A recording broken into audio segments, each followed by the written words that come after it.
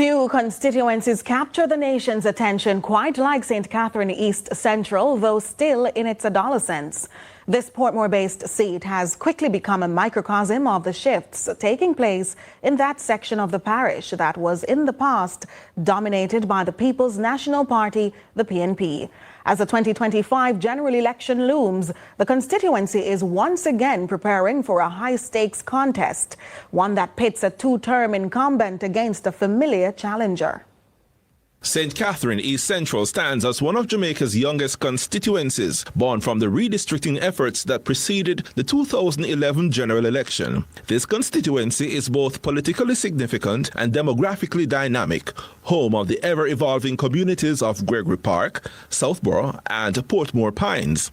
In its first contest, the People's National Party PNP secured an early advantage. Arnaldo Brown, an attorney at law, triumphed over the Jamaica Labour Party JLP's Suzette Buchanan, eking out a narrow 558-vote majority. But the political winds would not remain still. By 2016, the tide turned.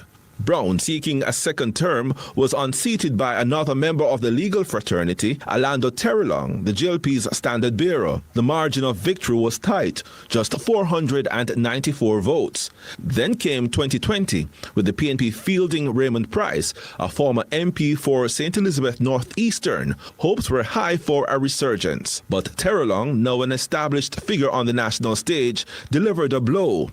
He won by a commanding 2,002 votes, not only retaining his seat, but sweeping all three divisions in the constituency, Gregory Park, Southborough, and Portmore Pines. It was a stark contrast to the 2016 contest, when Portmore Pines had been hotly contested and Southborough remained competitive. The local government elections of 2024 offered another glimpse into the pulse of the constituency. While the JLP emerged ahead overall, the contest was razor thin in Southborough, separated by a mere 4 votes. Gregory Park remained a JLP stronghold, while the PNP showed moderate strength in Portmore Pines.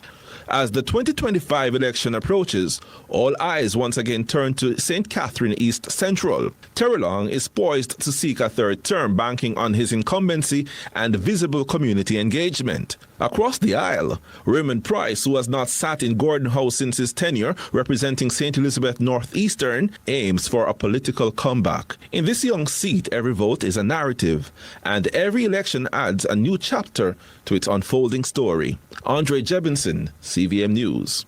The opposition People's National Party for what he says has been the death of truth and standards for popularity, JLP leader and Prime Minister Dr. Andrew Holness says his party has done the work and is deserving of another term. Speaking to throngs of supporters at the party's Area 2 gospel concert in Old Harbour, he accused the opposition of being, quote, chaka-chaka, while insisting the JLP is a party of order. Druselle Mills has more. If anyone was unclear as to whether Jamaica was on the cusp of an election, there was no doubt after the Prime Minister issued this charge in Old Harbour, St. Catherine Sunday among a sea of green. You can choose order. You can choose a promise, or you can choose delivery and performance.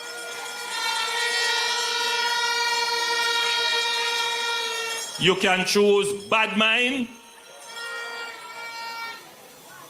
You know, you see what is happening with the school buses. If that is not the ultimate of bad mind, I don't know what is. He condemned his opponent, PNP President Mark Golding, of being unfit to lead and sacrificing order, morals and values at the altar of popularity, following videos of Golding's use of profanity when his mic failed at a party event. There are those who have used the political stage primarily to bring down people, thinking that popularity can be earned through profanity. But I say to you, as I have written to my political party to say, we are not in a race to the gutter.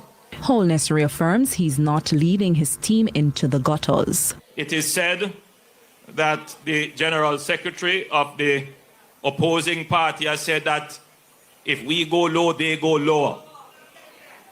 We don't join that. We are not into that. No, we can't do that. The Jamaica Labour Party does not and will not trade the dignity of the people for denigration and disgrace. No, we are not going to do that. He listed a raft of projects done and already on track for housing, health, and the economy as he wrapped up what, for many, was more a sermon than a rally, but with battle-ready messaging, an election is nigh. Druselle Mills, CVM News. Mark Golding should apologize for at least a dozen things. That's the sentiment of JLP Deputy Area Council 2 leader, St. Thomas Western MP James Robertson. Robertson further bolstered his argument, insisting Golding is unfit to become Prime Minister. Lauding the Labour leader but rebuking the PNP president, Deputy Area Council 2 leader James Robertson chastised the PNP's Mark Golding over recent actions and remarks on the campaign trail. He insists Golding is not Prime Minister material. Mark Golding is not fit to be Prime Minister of Jamaica.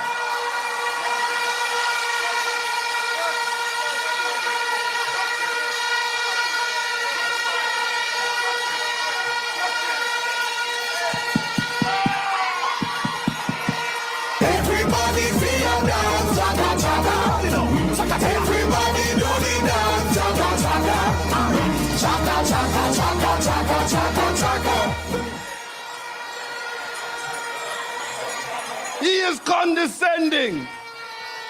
He is disrespectful. He has a bad attitude.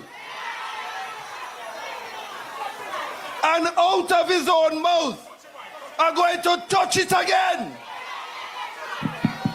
And to advance his position, he says Golding has amassed a long list of incidents and statements for which he should apologize. First to JLP members, but also to the Jamaican people. I sat down beside the party leader and I came up with over 12 things Mark Golding should apologize for. He owes the ombudsman an apology. I'm not going to go deep into it because you all are politicians and you know it. He owes Bobby Montague an apology. He owes all the ladies of Jamaica when he referred to somebody as the little lady. When he called labor rights fool, he owes us an apology. He owes Michelle Charles an apology when he had the nerve to call her classless.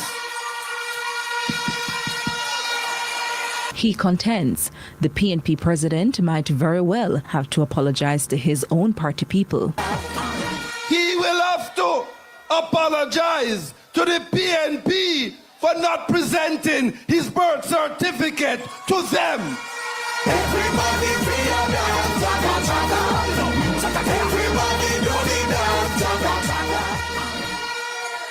I have so much more that I could tell Marky G to apologize. But the last one I have to tell him. When Ronnie Thwaites had to say that Marky G and his friends and his company profited from the greatest transfer of wealth from the poor to the rich in 400 years. He needs to apologize for that. Druselle Mills, CVM.